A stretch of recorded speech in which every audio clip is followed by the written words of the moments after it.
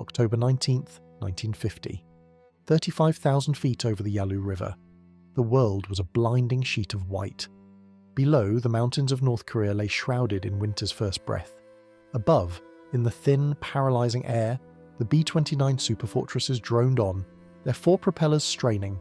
They were the veterans, the silver giants that had firebombed Tokyo and dropped the atomic bomb.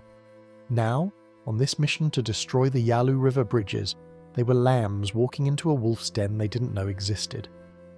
Captain Dmitry Dima Leonov, a 25-year-old Soviet Air Force ace on volunteer duty, adjusted the oxygen mask on his face. Through the canopy of his Mikhail Gorevich MiG-15, the American bombers looked like slow, fat geese. He keyed his radio, his voice calm, edged with contempt. Bears to the hunt. The sky is full of meat. From the sun, a swarm of swept-wing jets painted in the neutral colours of the Chinese People's Liberation Army Air Force fell upon the American formation. They were faster, they climbed higher, and they were armed with 23mm and 37mm cannons that could shred a bomber with a handful of hits. The American F-80 Shooting Star escorts, trapped at a lower altitude, could only watch as the MiGs made slashing, unstoppable attacks. The age of the propeller was over. The Americans had just met the jet age in combat, and they were hopelessly outclassed.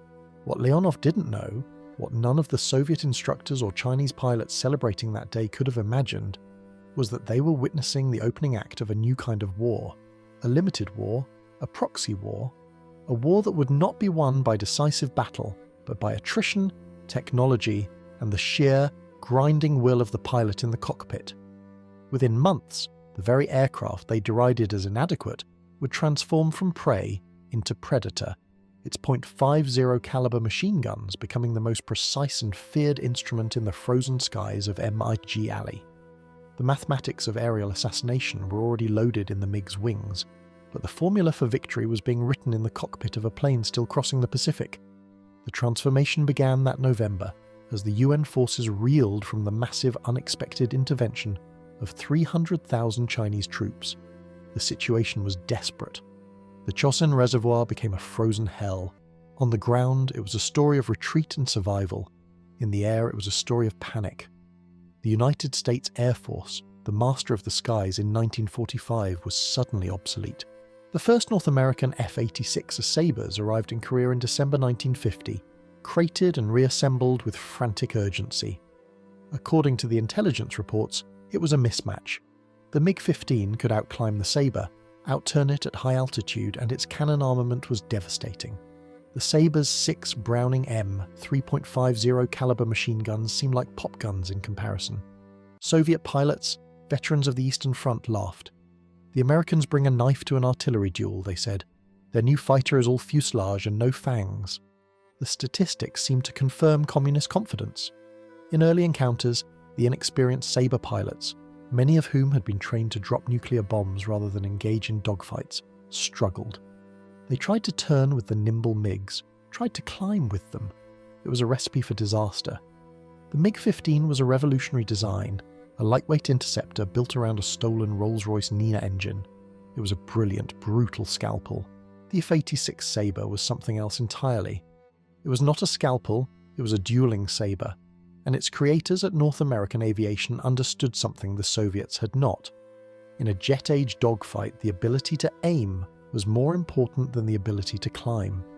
The event that began changing perceptions occurred on December 17, 1950.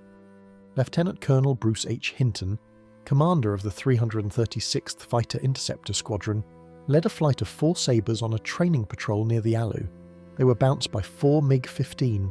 The Soviets, confident in their superior performance, initiated a turning fight.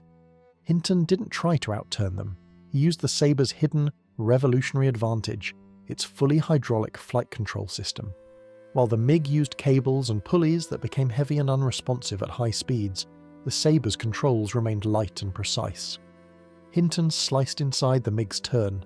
His radar-ranging gun sight, another technological marvel the communists lacked, calculating the lead for him. He fired a 2-second burst, his 6 machine guns carrying 1,602 rounds of mixed armor-piercing and incendiary ammunition stitched a line of destruction across the MiG. It didn't just smoke, it cartwheeled into the mountains below. The first Sabre kill was official. The myth of MiG invincibility was shattered. By the spring of 1951, American pilots were learning to exploit the Sabre's true strengths. Men like Major James Jabara, a son of Lebanese immigrants, and Captain Manuel Pete Fernandez began to rewrite the tactics manual. Don't climb with them. Don't turn with them at low speed became the mantra. Make them fight in the vertical. Use your roll rate. Use your gun sight.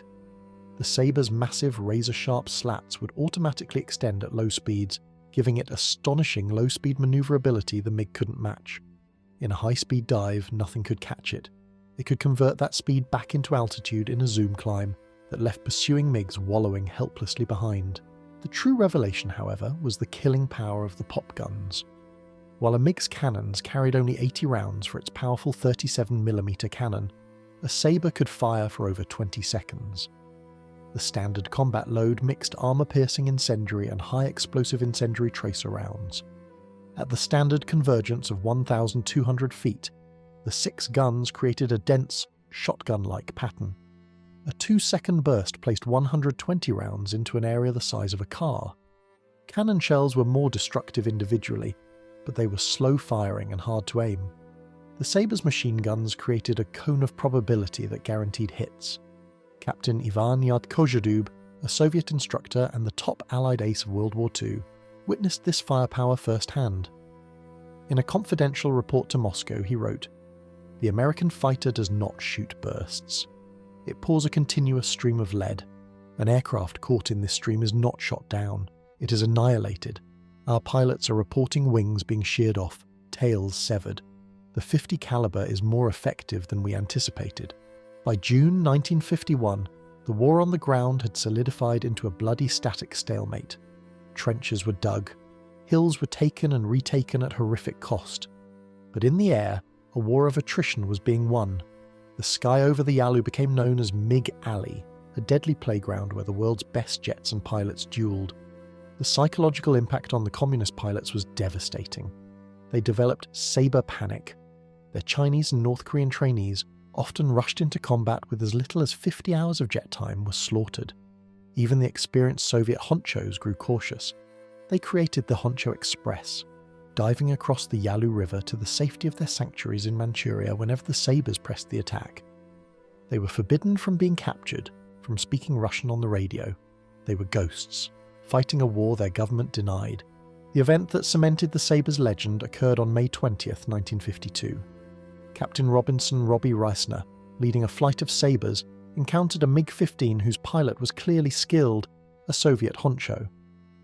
In a swirling high-G dogfight that stretched from 30,000 feet down to treetop level, Reisner and the MiG pilot pushed their machines to the limit. The MiG, in a desperate manoeuvre, cut in front of Reisner's Sabre. Reisner, out of ammunition, did the unthinkable. He flew his Sabre's nose directly into the MiG's tailpipe, using his own aircraft as a blunt instrument to slow the enemy down. He then pushed the damaged MiG, shepherding it over 90 miles of hostile territory until it crashed, saving the pilot from certain death to be taken prisoner. It was an act of insane courage and precision flying that demonstrated complete mastery of the machine. The communists tried everything to counter the Sabre threat. They built more MiGs, they improved their training, and they deployed newer variants like the MiG-15Bs. Nothing worked. The systemic American advantage was too great. The numbers told the story of inevitable aerial dominance. The United States produced over 9,800 F-86s in all variants. The training pipeline was a marvel of logistics. American pilots arrived in Korea with an average of 500 flight hours. Their opponents, by 1953, often had less than 100. The quality of the man in the cockpit had become the decisive factor. In the final months of the war, the ultimate expression of this philosophy arrived, the F-86F. With a new 6.3 wing, without the leading-edge slats, and more power, it could finally match the MiG-15Bs in climb and outperform it in almost every other regime. The final score was settled. In the last 2 months of the war, Sabres shot down 56 MiGs for the loss of only one F-86. The ultimate vindication came from the enemy himself. A captured Soviet pilot debriefed at the Korea Hilton Interrogation Center was asked why the MiGs always ran. He looked at his interrogators with weary resignation. You have the better machine, he said, but more than that, you have the better system. Your pilots are not afraid to be aggressive. They are not afraid to be shot down over our territory. They are not fighting with one hand tied behind their back. On July 27th, 1953, the armistice was signed at Panmunjom. The map was almost exactly what it had been in the desperate days of the late 1950s. The war ended where it began, at the 38th parallel. It was a stalemate. But in the air, there was no stalemate. There was victory. The final statistics of the Sabre in Korea defied comprehension. UN Sabres were credited with shooting down 792 MiG-15s for a loss of only 78 F-86s, a kill ratio of nearly 10-1. Of the 41 American jet aces, 40 flew the F-86. They had not just held the line, they had owned the sky. The F-86 Sabre entered combat as an apparent underdog and ended the war as an undisputed master of the jet age. In between, its hydraulic controls and radar gunsight rewrote the rules of aerial combat and created an aerial shield that protected a battered army on the ground. Soviet pilots had mocked the American knife in 1950. By 1953, their laughter had died, frozen in the high-altitude silence of MiG Alley, replaced by the grim warning passed from one generation of pilots to the next for the next 40 years, beware the Sabre. The watch did not end with the armistice. To this day, American and South Korean pilots maintain a vigilant patrol along the world's last Cold War frontier. The legacy of the Sabre, that technological ingenuity, superior training and human courage can hold the line against overwhelming numbers, still echoes in the skies over the DMZ. It was the perfect weapon for an imperfect war, a sword that ensured the price of aggression would always be too high.